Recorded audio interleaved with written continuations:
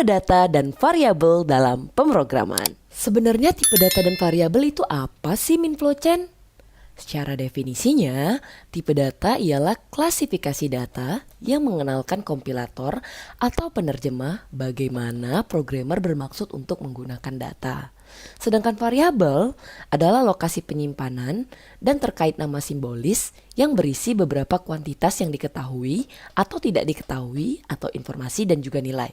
Ya, bingung ya? Oke, Minflo coba analogikan ya. Jadi gini, teman-teman anggap saja misal mempunyai barang dan kotak yang banyak. Dan agar mudah dikenali atau ditemukan, teman-teman mengelompokkan barang tersebut sesuai dengan jenisnya dan ditaruh di dalam kotak yang sama. Nah, pengelompokan sesuai jenis inilah yang kita sebut sebagai tipe data.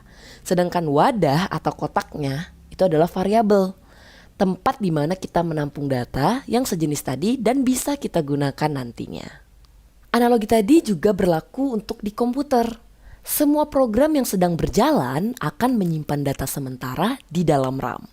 Data-data yang tersimpan di dalam RAM memiliki alamat yang direpresentasikan dalam bilangan heksadesimal. Nah, cara program menyimpan nilai ke RAM yaitu menggunakan variabel. Sehingga dapat kita simpulkan, semakin banyak variabel yang kamu buat, semakin besar pula memori yang akan digunakan di dalam RAM. Next, kita langsung berkenalan dengan tipe data di bahasa pemrograman C++. Yang pertama, kita mulai dari jenis tipe data bilangan bulat yang terdiri dari integer, unsigned integer, signed integer, short integer, unsigned short integer, signed short integer, long integer, signed long integer, dan unsigned long integer. Kalau semua ini merupakan tipe bilangan bulat, terus apa dong yang membedakannya?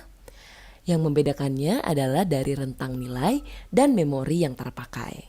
Selanjutnya ada bilangan pecahan yang terdiri dari float, double, dan juga long double. Sama seperti bilangan bulat, yang membedakannya adalah dari rentang nilai dan memori yang terpakai. Jadi gunakan variabel sesuai kebutuhan codinganmu saja ya. Dan selanjutnya ada jenis tipe data boolean yang rentang nilainya hanya 2, yaitu true dan false dengan memori 4 bytes. Last one ada karakter dan teks yang terdiri dari char, unsigned char, dan signed char. Ini adalah tipe data untuk karakter yang sering digunakan untuk huruf dan angka sebagai datanya. Sedangkan satu lagi itu ada wchar_t.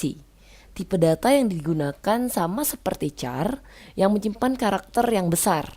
Biasanya digunakan untuk menyimpan karakter yang tidak ada di huruf abjad.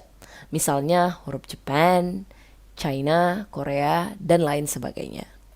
Nah, setelah berkenalan dengan semua tipe data, tentu kita harus bisa juga mendeklarasikannya di dalam sebuah pemrograman atau yang kita sebut tadi variabel. Dalam pendeklarasian variabel ini juga ada beberapa aturan ya teman-teman. Pertama, karena C++ adalah bahasa pemrograman yang case sensitive, jadi penulisan huruf kapital dan kecil merupakan dua hal yang berbeda. For example, angka dan A yang besar itu angka adalah variabel yang berbeda. Kedua, variabel tidak diawali dengan angka.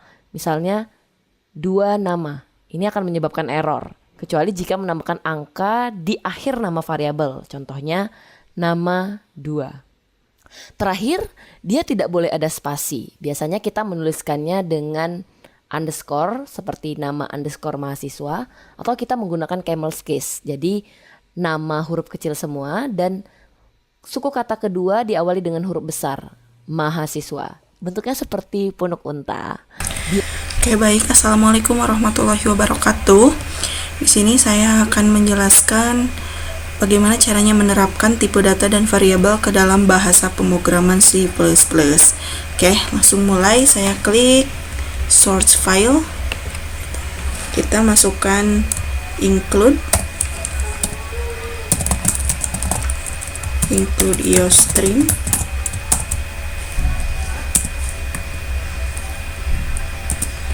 Setelah itu tuliskan using namespace std integer main. Di sini saya akan berikan komentar bahwa menjelaskan pendeklarasian nantinya. Pendeklarasian variabel. Pertama, adanya tipe data char. Saya masukkan tipe data char nama sama dengan saya tulis namanya adalah nama saya sendiri ya, Laras Purwati. Oke. Selanjutnya saya masukkan tipe data integer, bahwa integer itu harus bilangan 1. Saya masukkan 1.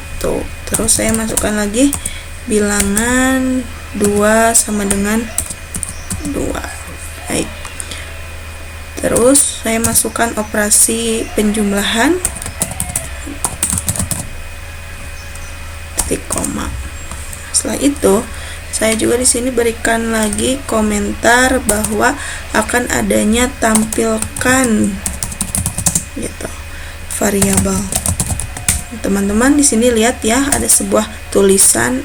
Sebetulnya ini tidak akan tertulis ya di terminator, hanya saja ini adalah menginisialisasikan bahwa akan ada proses itu. Terus saya masukkan cout nama saya gitu kan. Saya memanggil nama saya itu siapa dengan tulisan hasil dari deklarasi. Nama saya adalah namanya siapa. Itu lanjutkan dengan menggunakan Terus penjumlahan sama dengan bilangan 1 ditambah bilangan 2.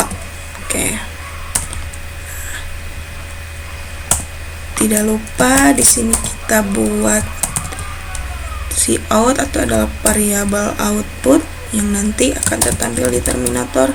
Hasil penjumlahan gitu kan, sama dengan hasil penjumlahannya sama dengan itu. Kita panggil di sini adalah penjumlahan, variabelnya penjumlahan.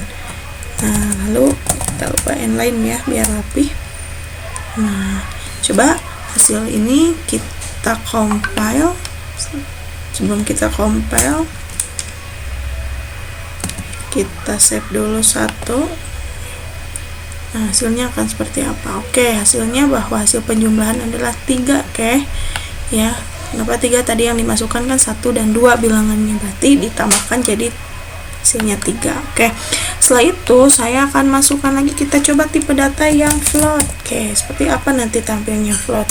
Kita deklarasikan bahwa float itu adalah bilangan yang dimasukkan di variabelnya itu bilangan 3, saya tulis 3.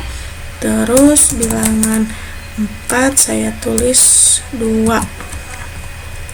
Terus variabel pembagian hasilnya pembagian. Nah, sini juga tidak lupa kalau kita mau manggil yang sudah dideklarasikan, tuliskan lagi rumusnya ya. Pembagian sama dengan bilangan berapa yang mau dibagi, bilangan 1 contohnya, bilangan 3 contohnya dibagi bilangan 2 misalkan. Kita lihat untuk tipe data bol, saya mau tulis bol benar sama dengan true. Nah, kalau bol salah gitu sama dengan false gitu, titik koma. Kita panggil ya di sini di bawah.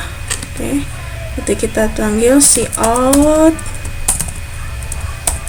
bolehan benar adalah berapa gitu. Kita tulis bolehan benar adalah variabel benar. Terus cout lagi bolehan salah adalah salah inline. Nah, kita compile hasilnya akan seperti apa. Nah, hasilnya adalah boolean benar itu adalah 1, boolean salah adalah 0. Berarti kita tahu ya, di sini juga kan sudah dideklarasikan bahwa si benar itu adalah true, salah itu adalah false. Ya, mungkin sekian penerapan tipe data dan variabel ke dalam bahasa pemrograman C++. Oke. Assalamualaikum warahmatullahi wabarakatuh.